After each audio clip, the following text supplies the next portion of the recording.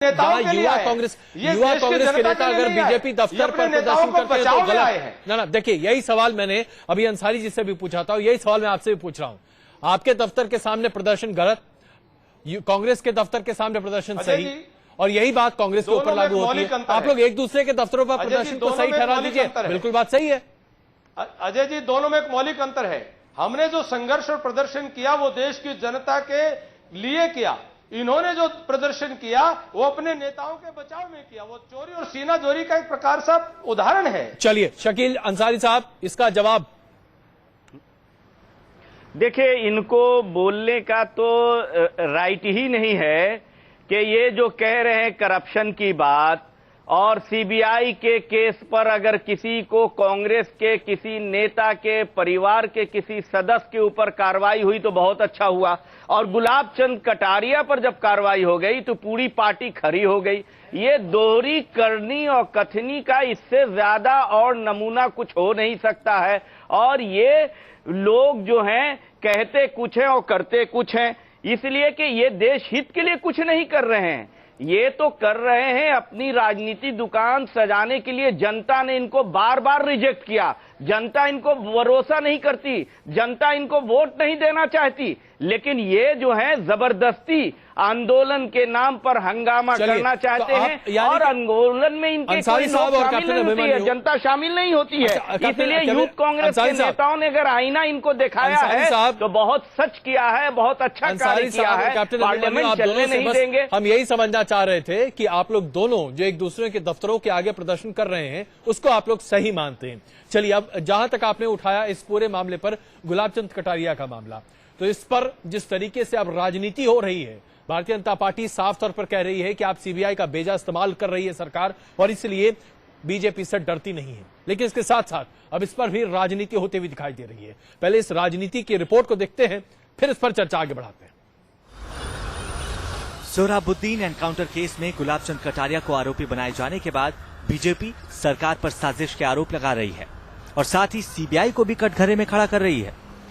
लेकिन इसी सीबीआई की जांच को हथियार बनाकर प्रधानमंत्री और दूसरे मंत्रियों से इस्तीफा मांगने वाली बीजेपी अब खुद सवालों के घेरे में है। कांग्रेस इसे बीजेपी का दोहरा चरित्र बता रही है। जब सीबीआई कांग्रेस के किसी नेता के खिलाफ जांच करती है या कुछ बात निकलती है तो कहते हैं कि सीबीआई ने कर दिया, आप स्थान छोड़ दो, आप रिजाइन कर दो, पार्लियामेंट नहीं चलने देंगे। कहीं जांच करवानी है तो कहते हैं सीबीआई से ही जांच करवाओ। और जब भाजपा के किसी नेता के गले में सीबीआई का फंदा आता है तो कहते हैं कि ये सीबीआई वो इंडिपेंडेंट एजेंसी नहीं है, सीबीआई सब गलत कर रही है, सीबीआई से सरकार करवा रही है। तो ये उनकी जो डबल स्टैंडर्ड है बीजेपी का, तो वही है। कांग्रेस का आरोप है कि गुजरात में मोदी को चुनावी फायदा पहुंचाने के लिए फर्जी मुठभेड़ों का सहारा लिया गया। पहले से लग रहा था कि पॉलिटिकल माइलेज के लिए फर्जी मुठभेड़ होती रही थी। गुजरात में एक बहुत बड़ा प्रो मोदी एक वेव चला, क्योंकि ऐसी फर्जी मुठभेड़ होती थी।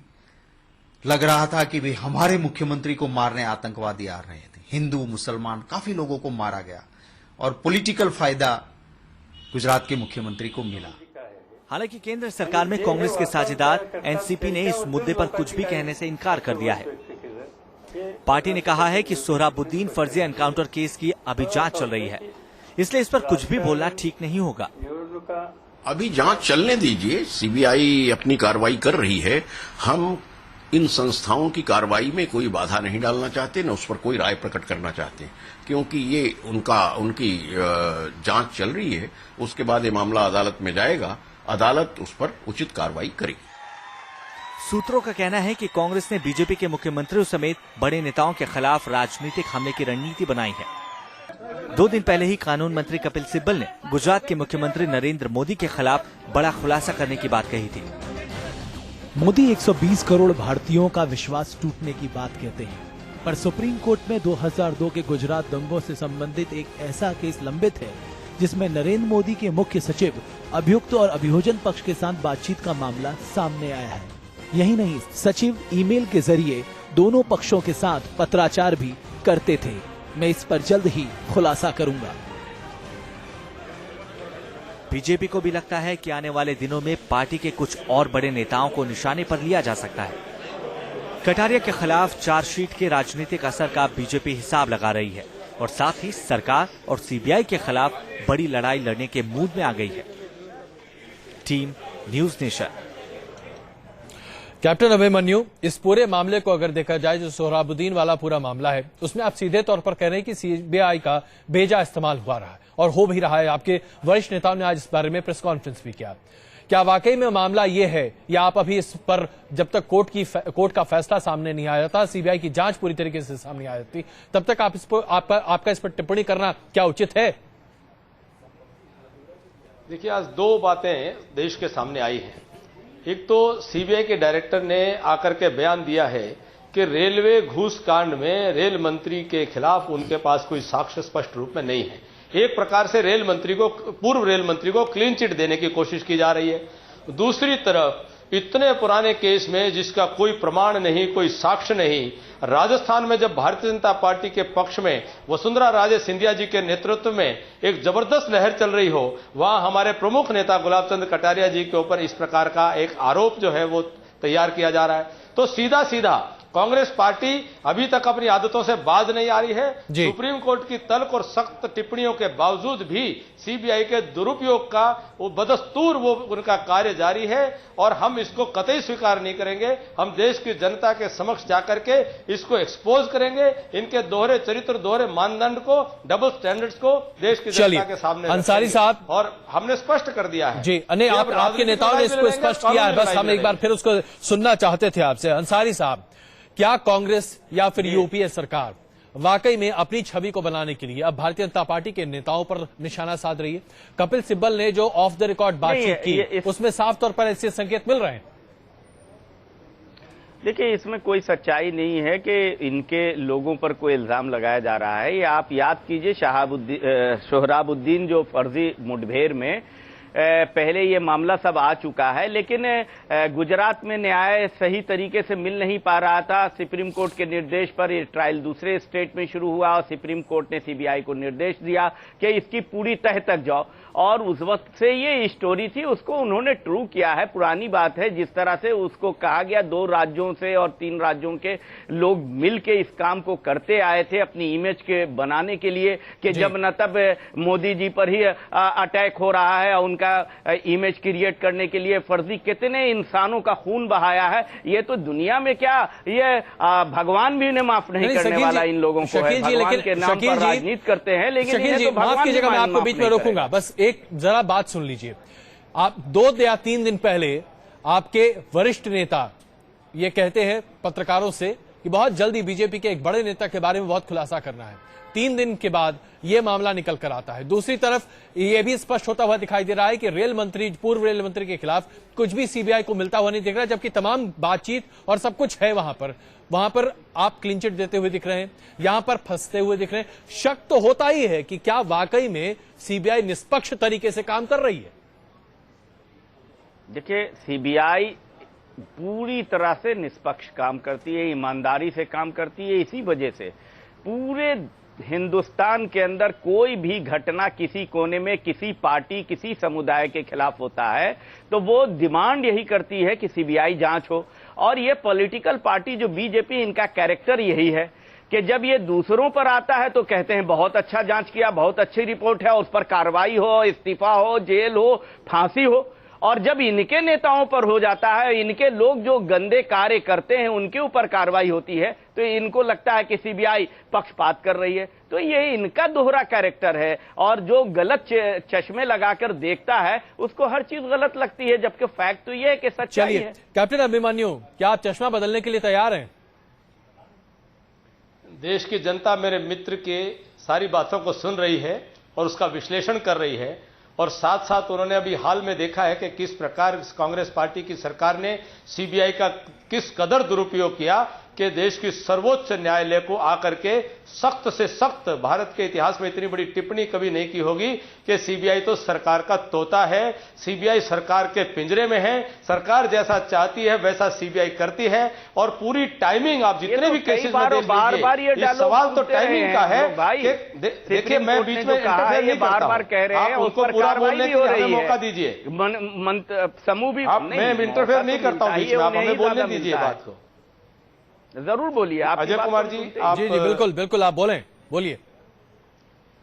देखिए, टाइमिंग का महत्वपूर्ण विषय है कि जैसे ही डीएमके इस सरकार से समर्थन वापस करने की बात करती है तो अगले दिन डीएमके के परिवार के सदस्यों पर सीबीआई की रेड होती है। तो चलिए, मुलायम सिंह यादव जी बड़े खुल करके आरोप लगाते हैं कि ये सरकार सीबीआई दुरुपयोग करती है कैप्टन और अभिमन्यु और शकील अंसारी जी, वास्तव में यूपीए सरकार चल रही और है, शकील वो अंसारी जी, सीबीआई माफ के कीजिएगा, सहारे आप दोनों चल को रही बीच में रोक रहा है। हूं। इस देश के लोकतंत्र में लेकिन बस एक- बहुमत जो जुटाने का काम है कैप्टन वो अभिमन्यु, संसद के पटल पर कैप्टन अभिमन्यु, नहीं, आपकी वो बात सीबीआई के बहुत माध्यम से स्पष्टता से सरकार सामने कर रही रखी है। मैं आप दोनों से क्षमा चाहता हूं, समय बहुत कम है, इसलिए बस एक छोटा सा जवाब चाहिए, हां या ना में। जिस तरीके से आप दोनों एक दूसरे के दफ्तरों पर प्रदर्शन कर रहे हैं, क्या आने वाले दिनों में ये और बढ़ेंगे या कम होंगे? बस एक एक लाइन का जवाब दीजिएगा, उससे ज्यादा वक्त नहीं है हमारे पास। कैप्टन अभिमन्यु। कांग्रेस अपने भ्रष्टाचार को कम करे, जन विरोधी गतिविधियों को खत्म करे, वो सरकार में जिम्मेदारी से काम करे तो हमें कोई आपत्ति नहीं है। लेकिन अगर इसी प्रकार से सरकार देश को लूटती रही और महंगाई से मारती रही तो निश्चित तौर पर जनता के साथ मिलकर के जनाक्रोश का प्रकटीकरण हो सकता है। आप ये करते रहेंगे। और शकील अंसारी साहब, तो आप न्यूटन का तीसरा लॉ। देखिए, मैं ये कह रहा हूं जी कि ये बात उचित नहीं है। आंदोलन करने की जगह मखसूस वहां होना चाहिए, पार्टी कार्यालयों में नहीं होना चाहिए।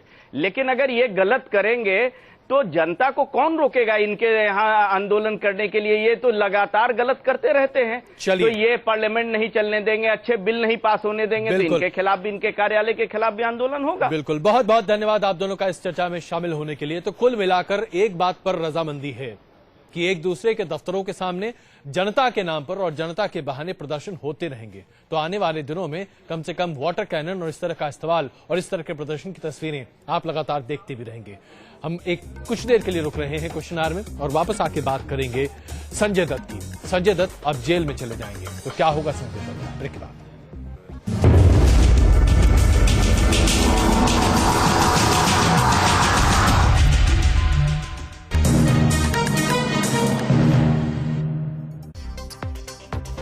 वर्ल्ड में जो हो रहा है ऑल ओवर द वर्ल्ड, ये दिखाना चाहिए सिर्फ।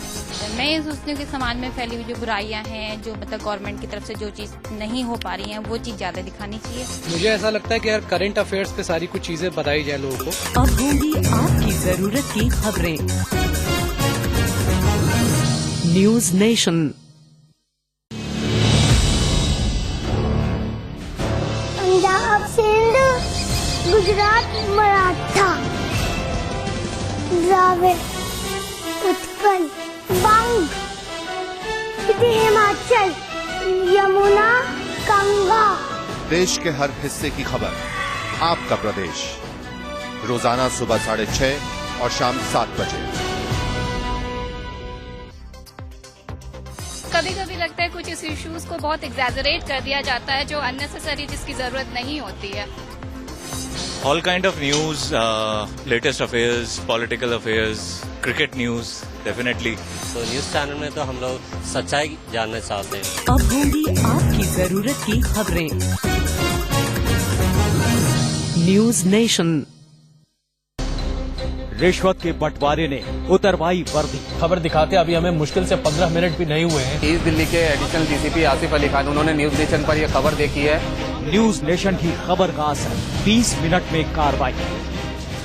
जिस तरीके से रिश्वत का बंटवारा बांट होता है, हमारे विश्वास को सबको ढकेलता जा रहा है। अभी 15 मिनट हुए, इस पूरी रिपोर्ट को हमने आपके सामने रखा है। 35 मिनट बाद चारों पुलिसकर्मी सस्पेंड। देखिए, बिल्कुल डीसीपी एस प्रभाकर ने भी अभी बात हुई है, तो उनका कहना है कि इन चारों लोगों को सस्पेंड कर दिया गया है। Compulsory retirement, dismissal from service. मुश्किल से 20 मिनट नहीं हुए हैं हमारी इस खबर को दिखाते हुए। भ्रष्टाचार पर न्यूज नेशन का वार।